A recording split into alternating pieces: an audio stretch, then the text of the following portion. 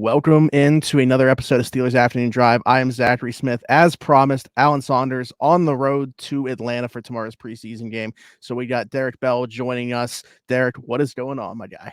What's going on, brother? Yeah, second appearance on Steelers Afternoon Yeah, Drive. Hyped up to talk about some football, man. Another preseason game tomorrow. And I'm off work for the next 2 days, so I'm excited about that. love to hear it. Yeah, you're becoming pretty soon. You're just gonna have to put co-host in there as well in your bio. We got Nick on Friday because of Alan's travel plan. So 3 days in a row, different host with me on the show. But I'm looking forward to it. It always sparks different conversation. Well, that just means you're super flexible, man. You got to put that on your resume, like ability to work with a myriad of different Anybody. skill sets. Yeah.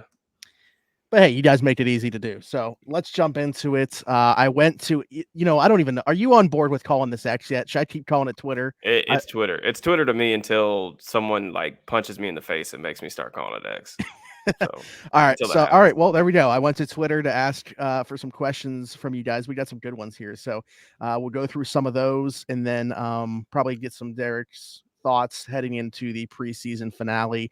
As always, subscribe to the channel, leave us a like, hit that notification bell, and comment down below what your guys' thoughts are as well. We'll talk about them tomorrow with Alan if you comment on this video, whether that's what you're looking forward to in the preseason finale or your thoughts on any of the things that we discuss here. Also, if you're listening somewhere that's not YouTube, be sure to give us a 5-star review over there as well. First, let's go to my guy, John Gorman, coming in here. Would love to hear your guys' take on the rookie class. What are realistic expectations for this season? Also, I want to say, I think 3 out of the 4 questions that we got involve at least in some way incorporate the rookie class. So this is to be a very rookie-oriented show here, I think. Which having Derrick on, the draft guy for this is perfect timing, I think, with these questions that we got coming in. Let me knock the first one off right away. Corey Trice Jr. get healthy for 2024. That's my expectation for him this season, unfortunately. And then we can just kind of go down the line. First round pick, Broderick Jones. What would you say is a realistic expectation for him? It's just tough because we don't know how early we're going to even see him play or how much we're going to see him play. Yeah, I mean, I think that Dan Moore Jr. certainly hasn't done anything to lose the job just yet, and I'm not sure that Broderick's done enough to take it from him. But we know, I mean, you trade up for a tackle in the first round, man, he's going to play sooner than later. I mean, even if Dan Moore Jr., struggles for a very short period of time, like I think that they could insert Jones into a lineup. I think that's going to happen sooner than later, and we all kind of know that, right? So I think realistic expectations for Broderick is, for me personally, just be an above average run blocker and then let him get enough reps to where he can take his lumps as a pass blocker. Like I think for me, just the number one thing that I keep kind of reiterating on Twitter, and just like when people keep asking me about Broderick's preseason so far, the dude just needs reps, man. Like he started less than 20 games in college. He's still a relatively young dude. Broderick has all the things that you can't teach from the tackle position. He's got size, he's got length, he's got athleticism. It's really just fine tuning some of those technical aspects of his game that really still need to come. But it's kind of tricky, right? Because they don't want to put him in the lineup because they can't get the franchise quarterback hurt pass pro. But he also needs reps to get better. I mean, you don't really get it. He's not in a position where he's going to get a ton better on the bench. So the Steelers are going to have to kind of ride that really thin line, and that's going to be a really interesting kind of dynamic to see play out throughout the season. It's funny because my expectation is just don't get the franchise quarterback killed like that. Yeah. That's what I have on here. If he's got to step in and play, it's an interesting conversation. Like I said, just because we don't know how early we're going to see him. Dan Moore has, by all accounts, had a really good training camp. He's held off Broderick Jones up to this point. Like you said, it probably has a lot to do with the fact Broderick hasn't necessarily taken the job from him either. I think it's kind of twofold on both ends here. But Dan Moore is a starting left tackle. The hope with Broderick Jones is he is a franchise left tackle for the next decade plus over there for Kenny Pickett. There's a difference in the way that they're viewing these guys long term, obviously.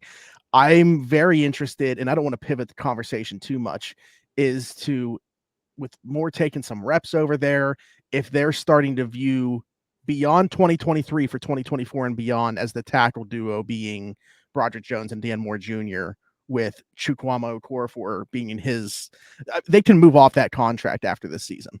Yeah. Yeah, and I think that's definitely a conversation that could be had. I mean, Moore's going to have the chance to write that story himself, and I think it's going to be difficult because, he's in an awkward position. At some point, he's going to he's going to give up that job regardless of what happens. Like we know that he's not the left tackle for the future. But having said that, I think we talked about this maybe the last time I was on the pod about trying to kind of win the margins a little bit. And I think that they could potentially do that. Moore still on his rookie scale contract for this year and next year. The difference between Moore and a core four, is it the difference between a guy making, 2.5 million or whatever on the salary cap or whatever his salary cap hit for next year would be, and a core fours, which is like 11 or 12 million. And those are just numbers I'm making up in my head. I don't know if they're actually 100% accurate, but that's the difference in pay. With the Steelers, handing out a bunch of these big money contracts, you think about all the guys that they paid over the past couple off seasons, Minka Fitzpatrick, TJ Watt, Alex Highsmith, guys that are getting paid at the very top of their positions. You have to start trying to figure out ways around the roster to kind of win the margins. And I think that the difference between Moore and a core four is small enough to where I would like to see him and Jones be the duo going forward. But I think that we've got to see a little bit more consistency from Moore in order to make that jump. Moore had some flashes last season, particularly as we got towards the end of the year, where he had a couple weeks in a row where he was really strong, aside from just like a couple really bad reps. So I'm interested to see how it plays out. Moore's still a really young guy. We talk about Broderick's development, like Moore's still very much developing as well. So sure, and it's total question mark at this point. I mean, totally different footwork on the other side. Like, is he even going to be able to do the job? But just assuming that like he does transition well over there, that makes a ton of sense because that's where you find some savings like you're talking about. Not to spend any more time on that, second round pick Joey Porter Jr., expectations for him. For me, this is the guy out of the rookie class I think needs to be the best player immediately for them because of the position that he's going to be in for the defense. And that's if you're even getting a better version of Patrick Peterson than what we saw in that preseason game, and they want to move him around a lot. Well, listen, in order to be able to do that, Joey Porter Jr. has got to be able to stick on the boundary. So if their plans are to come to fruition with the way that they want to move these defensive backs around, that relies on Joey Porter Jr. being a good player right away on the outside. For sure, and that's no easy task, right? Like what Sauce Gardner did last year as a rookie, that was more of a historical outlier than anything else. You can either look at other cornerbacks that were taken high, Derek Stingley, in a weird kind of scheme, not completely suited to his skill set, really struggled last year as a rookie. And for me, my expectations for Porter is really just to give them another body type on the boundary. And I do agree that in order for this defense to probably be top 3, top 5, they do need him to be pretty comfortable out there from day one. And I'm not really sure or that confident that happens. I think he's going to have some growing pains. But I do think that just having a different type of skill set is going to be useful for them. A guy that can go up against some of these bigger receivers, can be physical. You can put him in press. I don't think that he's going to be the type that's going to be able to come in and just immediately lock down every type of receiver, or, some of those guys may give him problems. But if they can just have him where they play a big bodied X receiver and say, all right, you're going to be on this side on third downs, you're just going to press him. That's what they do. And I think that could be a successful season for Porter Jr., along with him just continuing to develop his footwork. There was some encouraging things. I put up a film room on the site. You guys can go check that out at SteelersNow.com. But there was some encouraging things. I think you're already seeing some improvement in some areas with him, and that's exciting. So, yeah, my answer, I don't know if it was that good, just because that's not fair to put that type of expectation on him. I guess that was more of like what the team needs from him in order to be the defense that they want to be. Well, in terms of like personal expectation, I mean, I don't know if we're looking for like stats here or what, but I think that you had a good answer in what you're looking for from him this year, because that body type that they have on the outside now, it's like if you're building a corner, it looks pretty much like Joey Porter Jr. And so to have that asset, he cleans up his footwork, which you've talked at length about. Yeah, I think they got a good one. But yeah, what were you gonna say?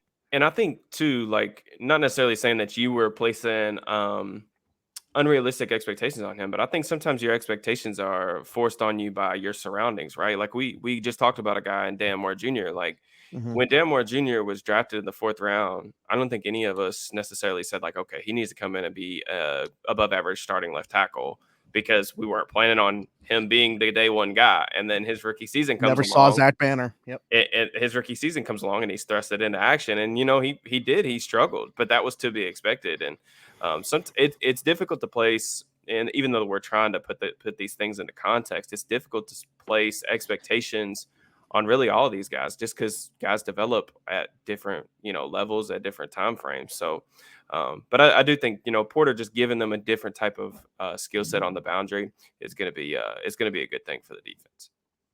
Keanu Benton. Now this one's an interesting one to me, just because we've seen very little of Larry Ogunjobi this year. And what's the plan with Benton? Like, how much do we see him start from the zero tech out? Like, how much is he going to give them in terms of flexibility to go outwards? Whether it's at zero tech, one tech, three tech. Like, I don't know what the plan is for him necessarily, or if it is going to be time at all three.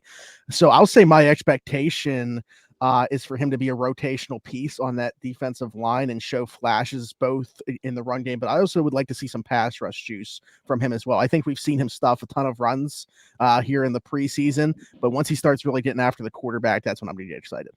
Yeah, for sure. Yeah, that first preseason game, he was extremely impressive. I would say the expectations that you're laying out for Benton are pretty accurate, right? I do think that being a rotational piece, I think that he's probably going to get the most snaps at nose tackle this year out of all the different body types that they've got on that defensive line. Mm-hmm.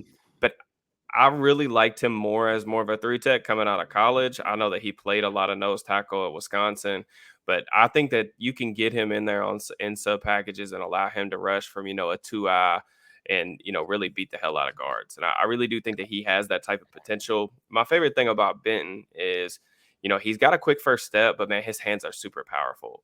Just block deconstruction in general is a really big asset for him. So I'm excited about his progression.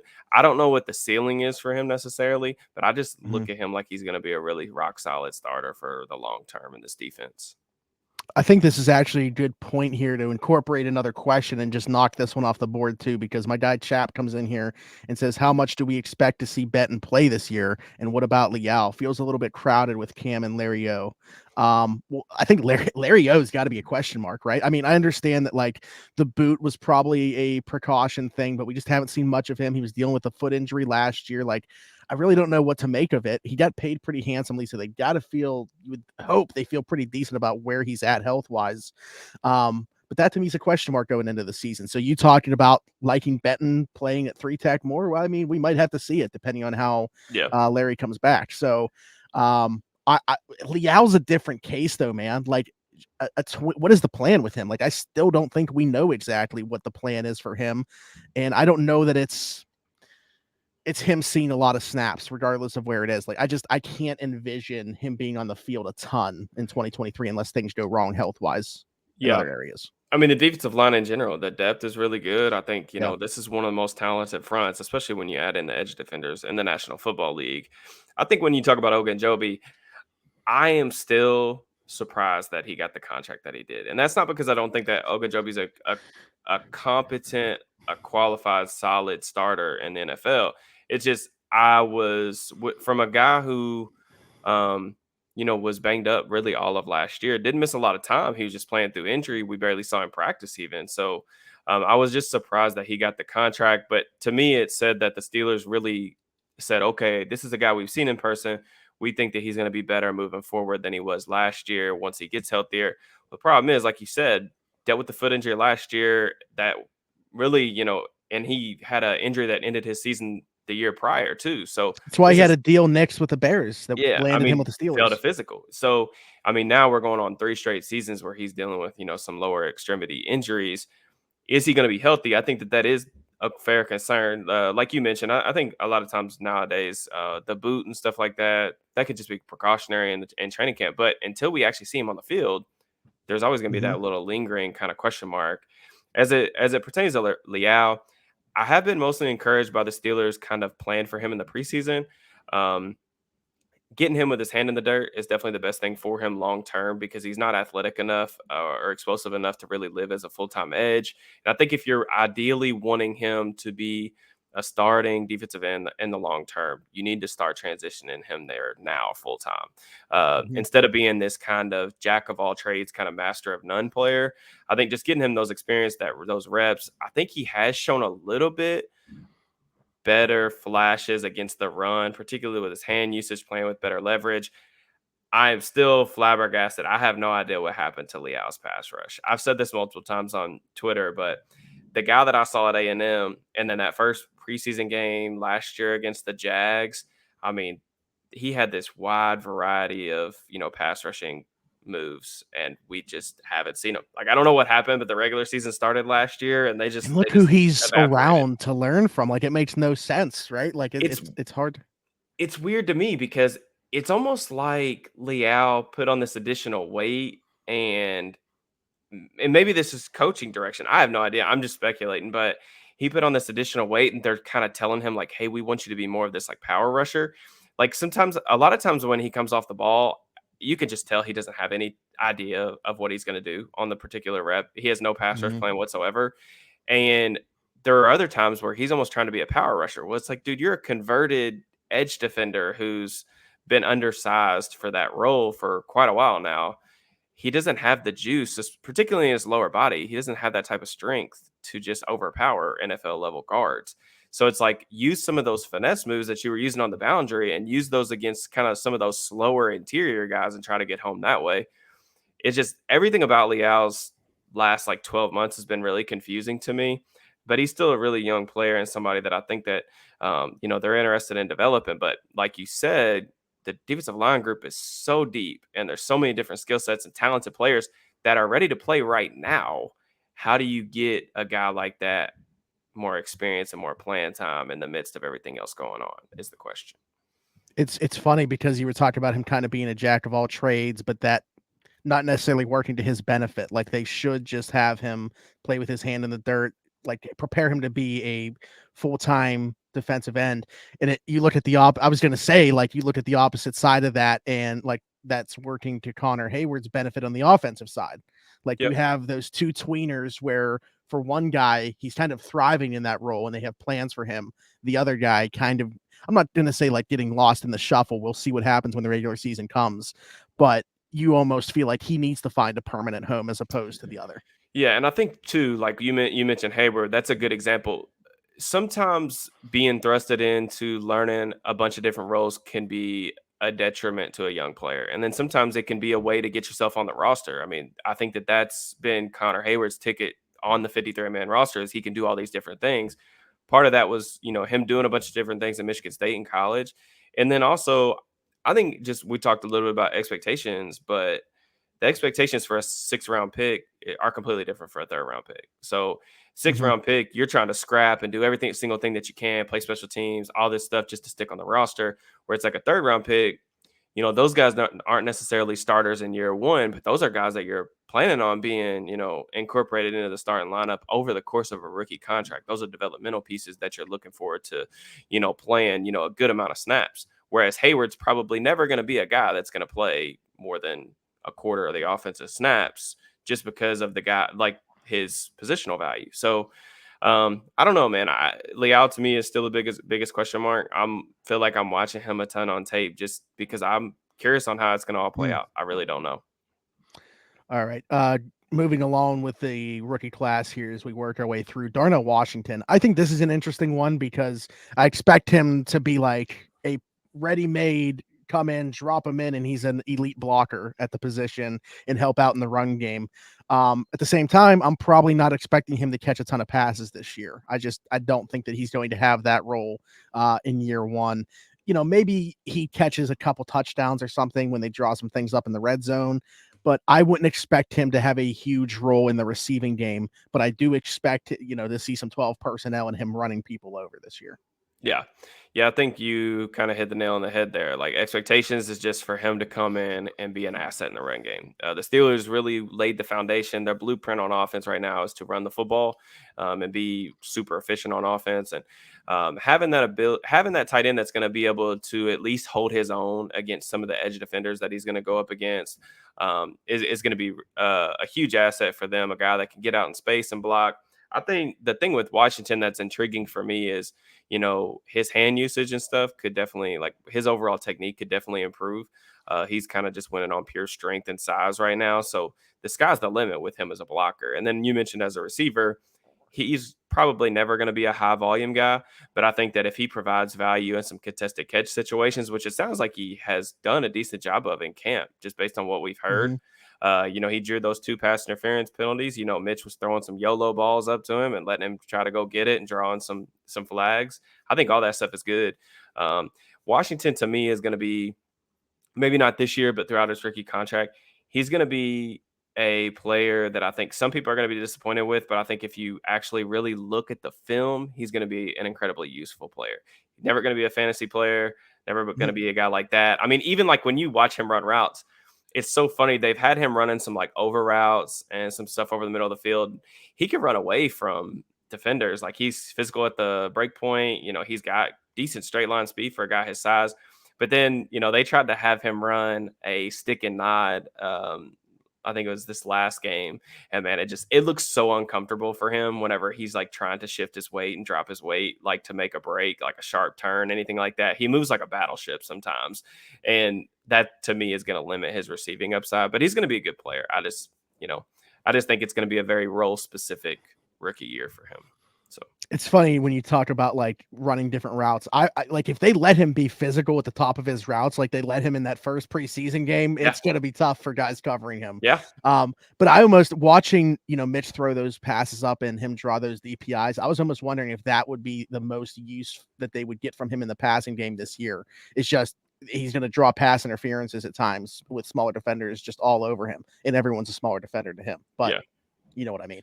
But yeah, I just feel like year one, that might end up being the way that he's used in the receiving game and the way that you get the most use out of him. I'm excited to talk about this guy. Nick Herbig is the next one. But it's hard from an expectation standpoint, right? Like, you don't want to go overboard. You're still talking about a guy that, like, Marcus Golden's still here. Like, I know people might be forgetting about him as like a third edge rusher because of the preseason that Herbig has had. Marcus Golden's been solid too. But Nick Herbig expectations, I'm going to let you go first on this one because I feel like I need you to kind of like temper me down here. Yeah, I think I can do that. My expectation for Herbig is for him to be really the best pass rusher in the NFL. Like, that's really my expectation.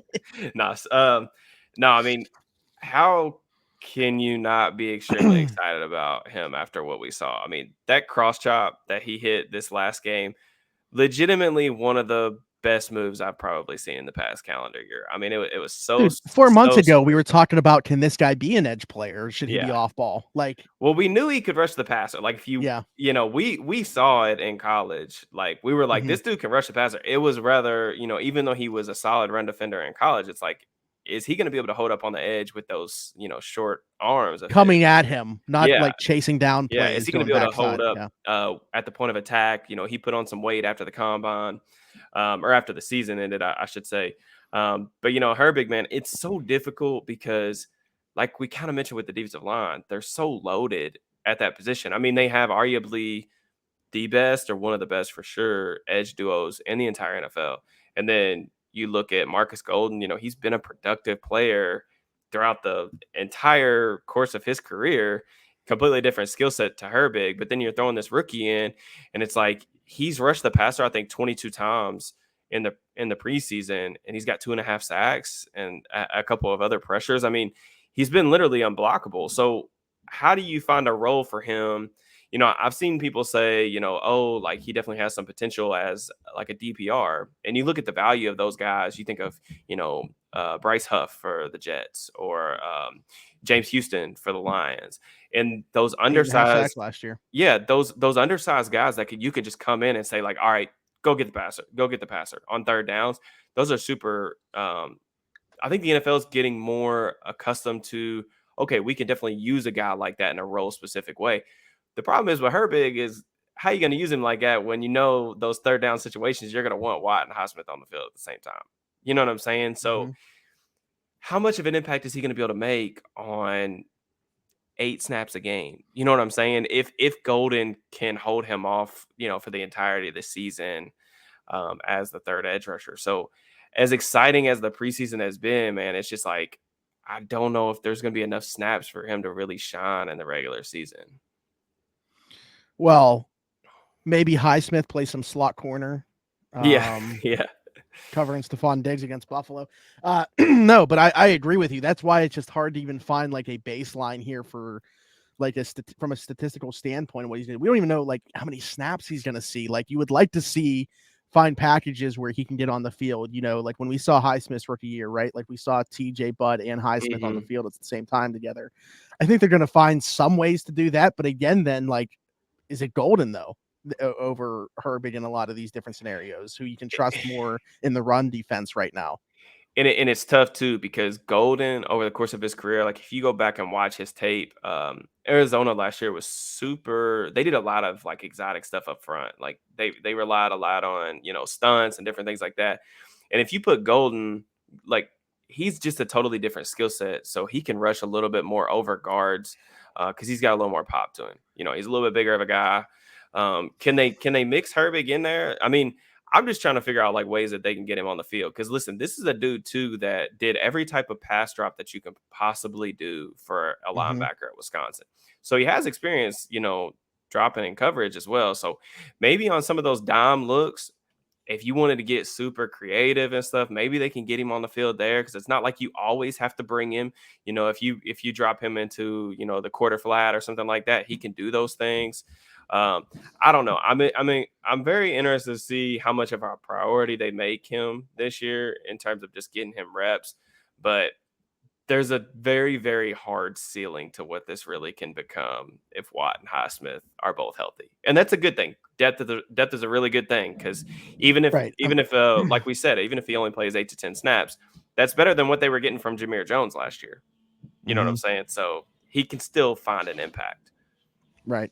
Yeah, I'm with you. And then the last one, this will be pretty quick. I mean, Spencer Anderson, because we already mentioned Corey Trice. Spencer Anderson, hopefully we don't see him. I think it's a win for him if he even makes the 53-man roster. It is I'm hopeful that we don't have to see him. Like the Steelers very fortunate last year, were able to go through the entire season running that same 5 OL. Is it going to happen again? I don't know. But either way, Spencer Anderson, what would the expectation for a 7th round rookie be that is, super versatile, can play every spot, but I don't think like at a high level you're really expecting to come in and play any of those spots.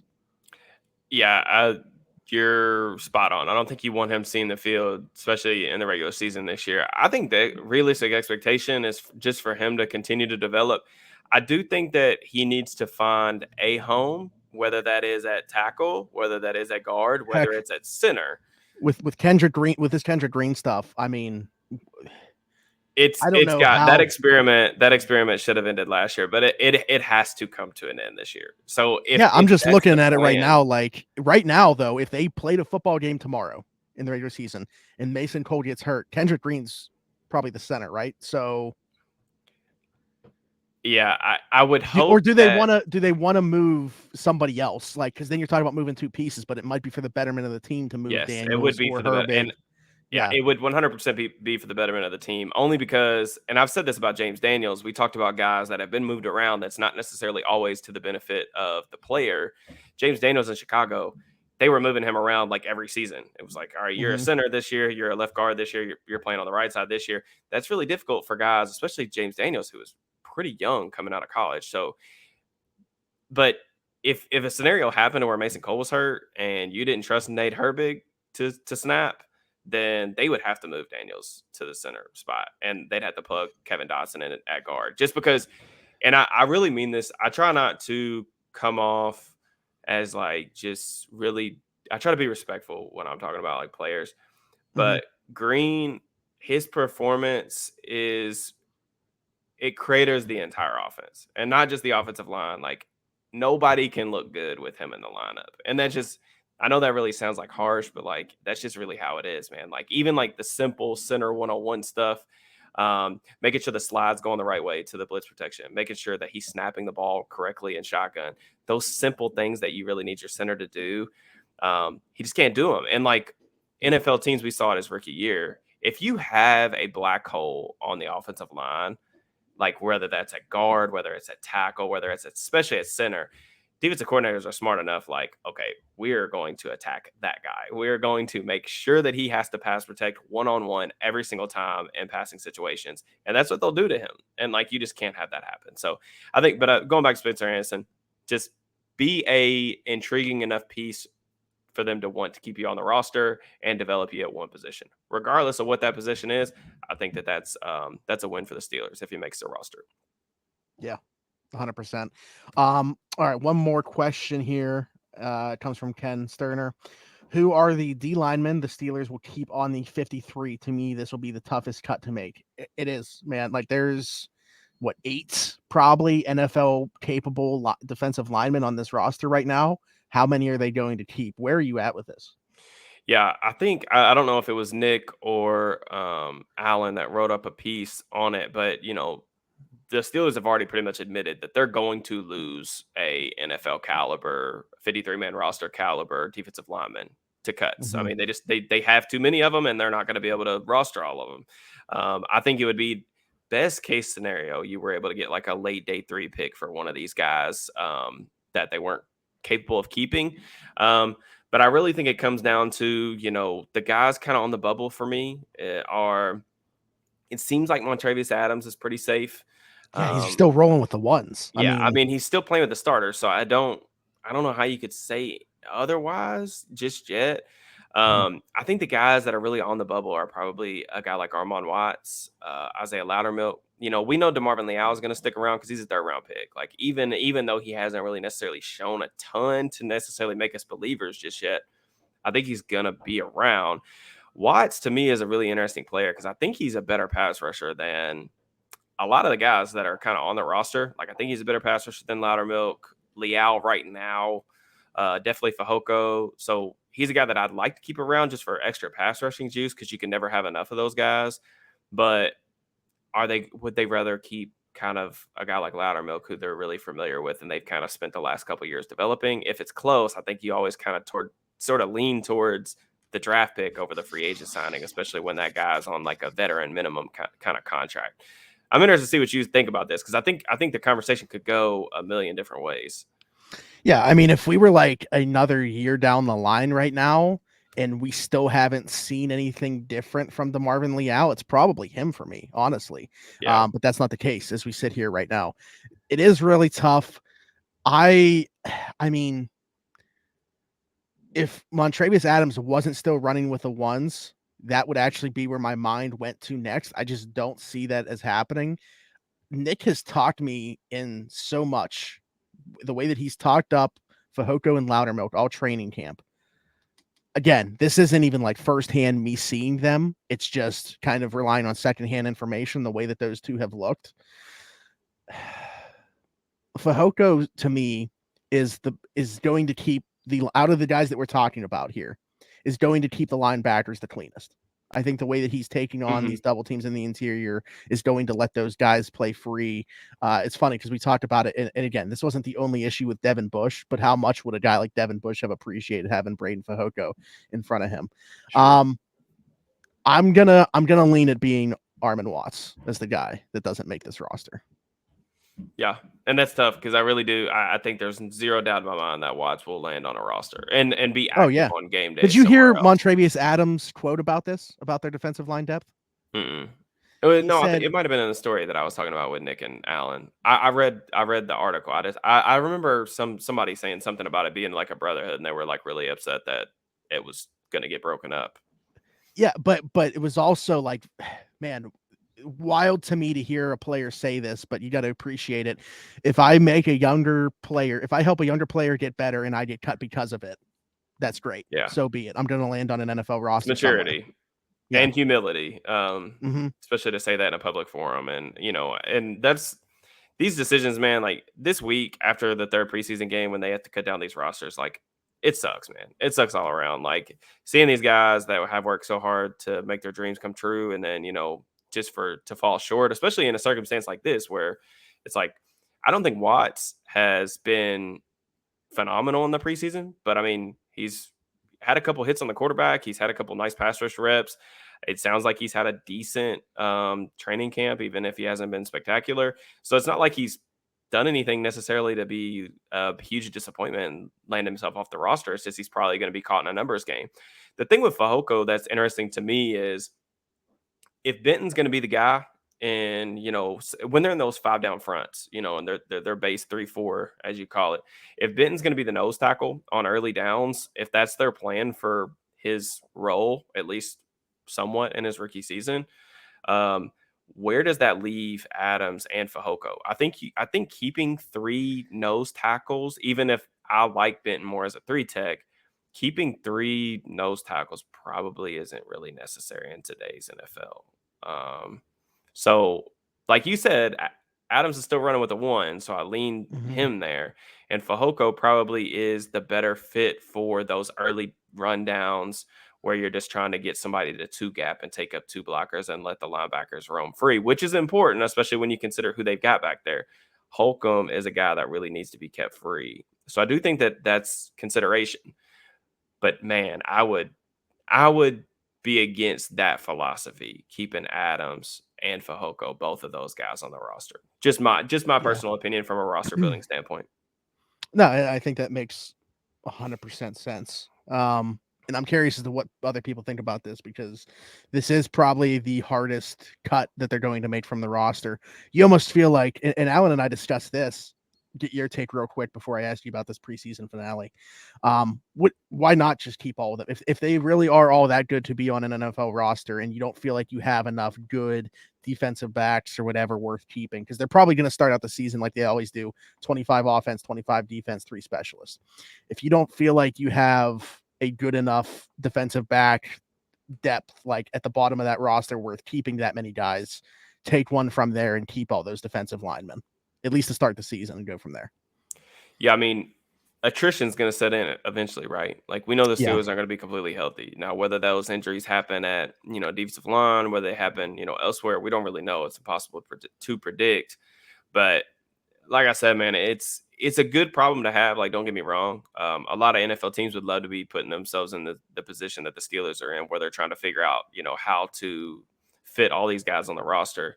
It is a good point that you make too about the cornerbacks, because Pierre was shaky in the preseason opener for sure. It sounds like his summer in general was a little bit like that, a little bit up and down.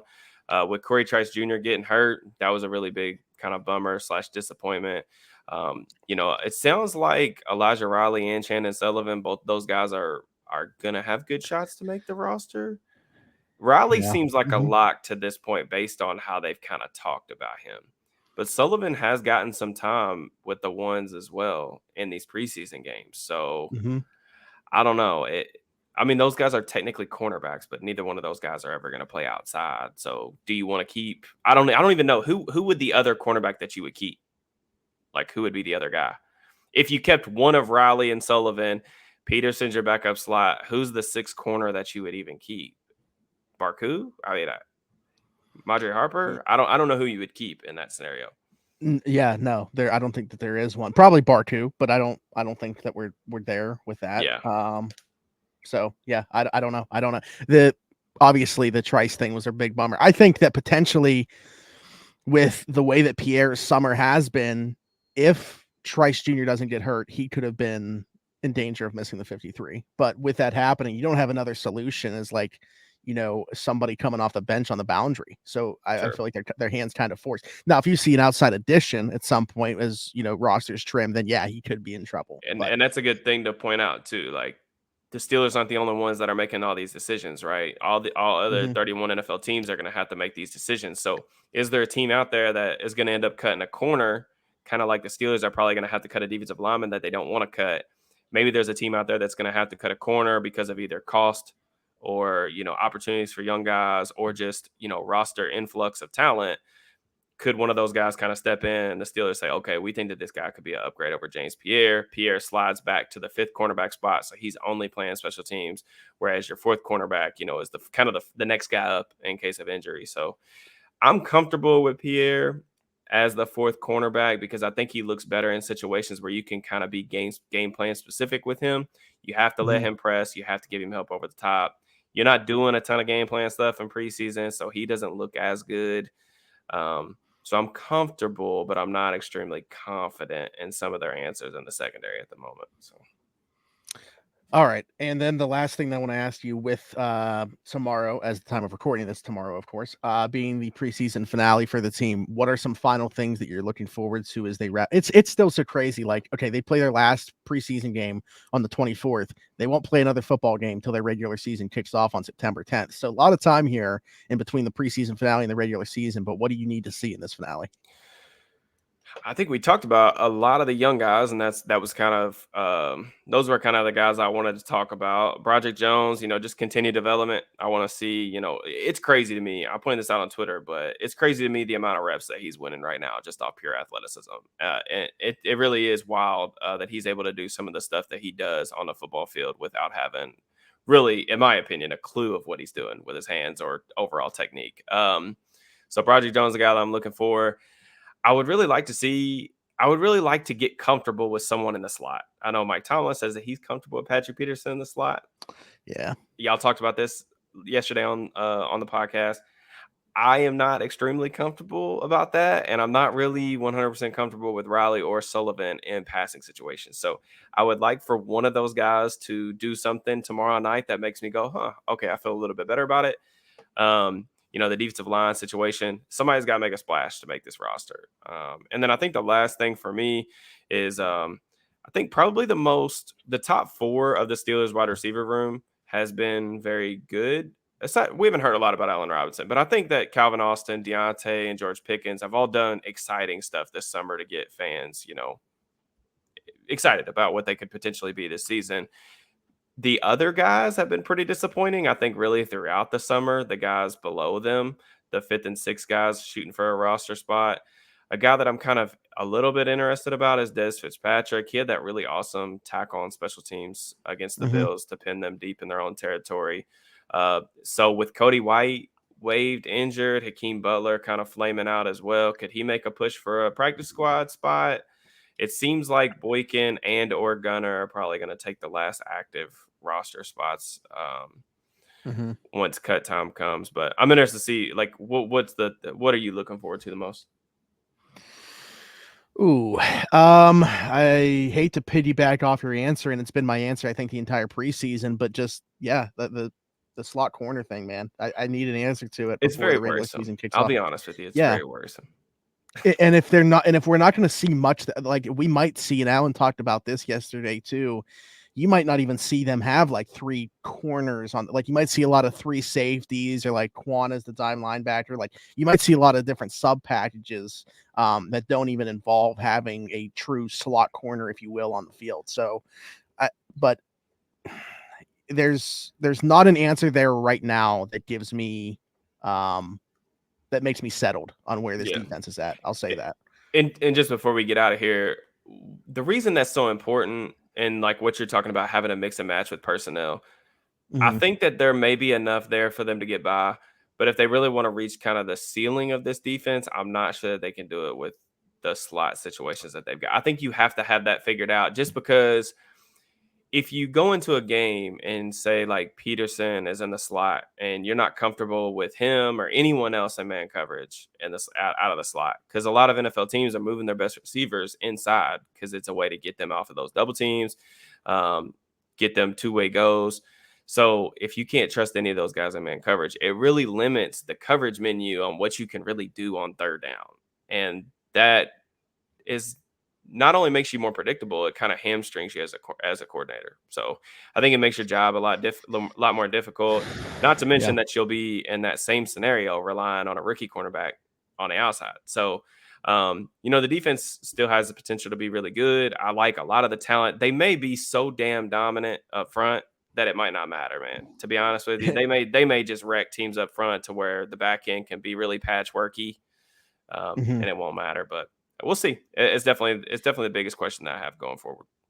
I'll add one more thing. I don't know how important it is because most of the runs have come with the second and third team and stuff anyways. Like we haven't seen the number ones run the ball a whole lot. Obviously got the one explosive run play from Jaylen Warren, but I would like to see them run the ball better. If you take out that Jaylen Warren run from that second preseason game, they average like 1 yard a carry outside of that. So I would like to see them run the football a little bit better in the finale as well.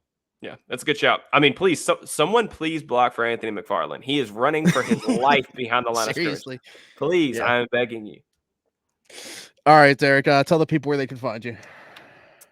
Twitter at Steelers_DB. That's it, man. And SteelersNow.com. Yep, I was going to say everybody should know that by now. You know where the site is. You know where to find it. I'm Zachary Smith, PGH. You guys subscribe to the channel. Leave us a like, hit that notification bell, comment down below about any of the stuff that we covered in the show, and give us your thoughts as well. We'll read some of the comments tomorrow with Alan back on live from the stadium before the Steelers and Falcons kick off. And actually, I think we're going to be doing the show live as well. It won't be pre-recorded. We're going to do the show live with Alan there, so you guys can get it popping in the live chat for us, and leave us a 5-star review if you're listening anywhere else, of course. Derek, thanks again for joining us. Look forward to having you back on sometime in the near future as well, my man. But always a pleasure. Appreciate you. All right, and we're out of here. Join us tomorrow, like I said, live. Alan and I will be back, but until then, thanks for taking another ride on the Steelers Afternoon Drive.